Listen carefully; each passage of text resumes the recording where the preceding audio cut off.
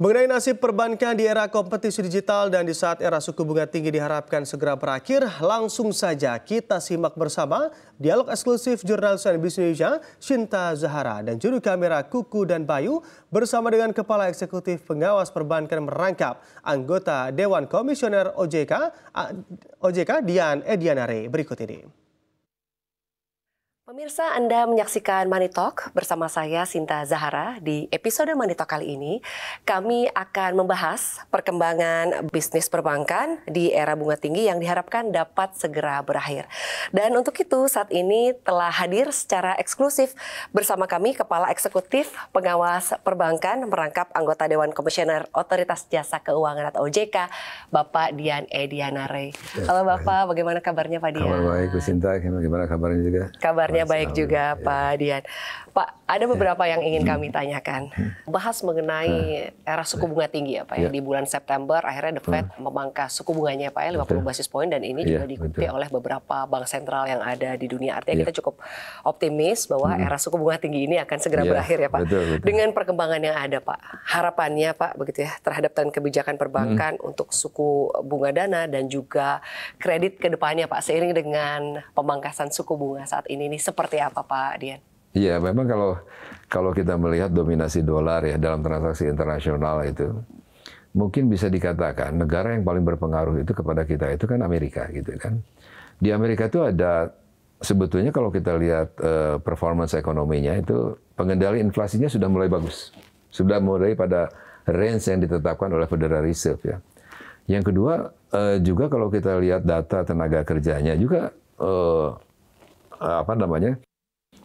yang di hire gitu ya, bisa dikatakan terus meningkat ini. Di Amerika itu artinya dinamika ekonomi cukup bagus gitu. Nah, tantangannya adalah bahwa di sana itu sekarang sedang ada pemilihan presiden, gitu kan. Itu juga menjadi salah satu sentimen juga salah satu sentimen yang bisa berpengaruh karena masing-masing sudah punya platform kebijakan masing-masing nih. Kalau Kamala Harris akan seperti apa, kalau Donald Trump akan seperti apa. Nah, itu orang menduga-duga nih kalau yang si ini menang, bagaimana seperti apa nanti kebijakan ke depannya gitu kan gitu. Nah, apakah akan terus misalnya kecenderungan penurunan tingkat suku bunga gitu kan. Nah, ini yang sehingga kan kalau Federal Reserve itu sampai bisa mengembalikan ke posisi sebelum era suku bunga tinggi, ini tentu perekonomian kita akan banyak negara ya, tentu saja bukan cuma kita, akan lebih stabilize. Ini yang bisa dikatakan justru merupakan kabar baiknya gitu adalah bagaimana kalau Amerika membaik sebetulnya mungkin banyak negara akan membaik. Tetapi jangan lupa juga bahwa hubungan perekonomian kita dengan Cina itu juga sangat signifikan gitu ya. Mitra dagang utama ya Pak. Ya begitu kan dengan Cina itu, padahal Cina sekarang masih menghadapi isu yang rendahnya permintaan dan juga oversupply dan lain sebagainya itu. Sehingga pemerintah Cina itu kan sekarang itu sedang mengintroduksi stimulus-stimulus nih. Bagaimana nih untuk meningkatkan gairah bisnis melalui langsung direct injection dari pemerintah gitu kepada berbagai sektor perusahaan termasuk juga masa perbankannya di sana untuk bagaimana menggenjot permintaan kembali. Nah, orang ya kemarin kalau riaknya kita ukur dari pasar modalnya di Cina itu sudah mulai menggeliat kan begitu. Tapi apakah ini sustain? Nah, ini persoalan lagi. Tapi kalau misalnya nanti apakah akan berkembang lebih bagus, kira-kira efektif, stimulusnya oke gitu. Memang kalau kita analisis secara politis ya di dalam Cinanya sendiri yang saya baca gitu dari berbagai tulisan, ya memang ini pun kan ada bisa dikatakan perbedaan kebijakan gitu ya, bisa dikatakan gitu. Siapa yang akan memainkan peranan yang lebih dominan, apakah ini profesional, apakah ini bisa dikatakan birokrat dan lain sebagainya. Tetapi intinya adalah kalau saya lihat arah pengembangan Cina setelah situasinya agak lumayan down itu kelihatannya sedang naik nih sekarang itu. Sedang naik dan semua. Jadi artinya terlepas dari pergulatan internal politik dan lain sebagainya, tetapi nampaknya akan ada hasil yang cukup bagus. Nah, sehingga kalau Cina misalnya juga positif, demandnya tinggi, tentu ini berpengaruh kepada ekspor kita dan lain sebagainya. Jadi itu kira-kira. Baik Pak, lalu seiring dengan dorongan transformasi digital ya Pak, perkembangan digitalisasi ini kan masih terus berlanjut dan semakin banyak juga perbankan yang siap untuk unjuk gigi ya Pak ya, untuk berkompetisi mengembangkan layanan perbankan digitalnya. Bahkan kalau kita lihat nih Pak, tidak sedikit ya Pak yang artinya belakangan ini mulai bermunculan bank-bank digital baru. Nah, bagaimana Pak Dian melihat fenomena ini Pak? Ya, satu ini yang paling penting ya, Mbak Sinta ya. Fenomena pengembangan IT itu bisa dikatakan nggak bisa lagi dihindarkan ya.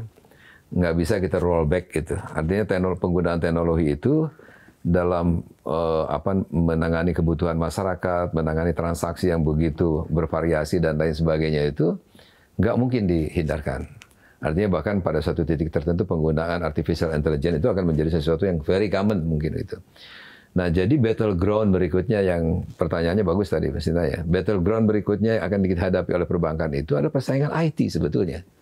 Karena orang itu kan dari waktu ke waktu customer itu akan lebih dekat kepada banknya, itu tergantung banknya itu bisa men-serve kepentingan dia apa tidak. Customer experience ya. Iya, ini yang disebut dengan customer experience. Artinya bahwa kalau saya bisa melakukan apa saja dengan bank A, gitu kan, tapi dengan B tidak. Nah, ini bisa susah sehingga memang race to the top gitu ya untuk persaingan untuk menggunakan state of the art teknologinya sistem IT untuk di perbankan itu akan menjadi isu cukup signifikan ya ke depannya itu. Nah, ini tentu investasi di bidang IT itu kan bukan sesuatu yang murah. Very expensive, apalagi kalau kita menggunakan super app segala macam itu sangat luar biasa mahal. Oleh karena itu memang bagaimana bank-bank ke depan itu menyikapinya itu sangat tergantung nih. Ini sebenarnya banyak hal yang kalau saya bicara bisa berjam-jam ini. Tapi intinya itu adalah persoalannya itu bagaimana bank-bank itu kemudian apakah dia complacent nggak dengan situasi yang dia hadapi sekarang. Bisa saja kan, itu kan kalau kita lihat di breakdown nih, misalnya KBMI 1, 2, 3, 4 itu. Bisa saja kita stay di KBMI 1, nggak ada masalah gitu kan. Nggak ada gangguan apapun, keuntungan masih tetap ada. Tetapi apakah itu memang tujuan akhirnya gitu kan? Atau kita mulai berpikir, wah kayaknya nggak bisa deh kalau kita stay sendiri. Kayaknya kita harus merge di antara kita nih ya, KBMI 1 atau merge dengan KBMI 3 dan selanjutnya. Tetapi intinya adalah kita ingin sebetulnya kalau kita dari aspek dari otoritas OJK, kita ingin melihat memang bank kita itu lebih banyak melakukan konsolidasi ya. Ini statement saya kira beralasan. Kenapa? Ya. Karena bank kita itu kan ada 106 bank ya gitu, yang bisa dikatakan mostly itu ada di kelompok 1-2 gitu kan, KBMI 1-2 segala macam. Jadi artinya skalanya masih cukup kecil. Nah, sehingga memang kalau kita sering mengatakan bahwa di lembaga intermediasi bank ini memang size does matter ya. Ukuran tuh menentukan apakah bank ini akan menjadi semakin besar apa tidak gitu. Ya. Nah, oleh karena itu tentu saya tidak ngomong soal merger paksa segala macam, enggak. Artinya ini akan betul-betul konsolidasi yang akan dilakukan itu market driven aja tadi. Kalau kebutuhan IT itu sangat mahal dan tidak bisa dibiayai oleh satu bank, tentu bank harus berpikir. Kita harus siap shifting. Iya, bagaimana nih kita membiayai bersama?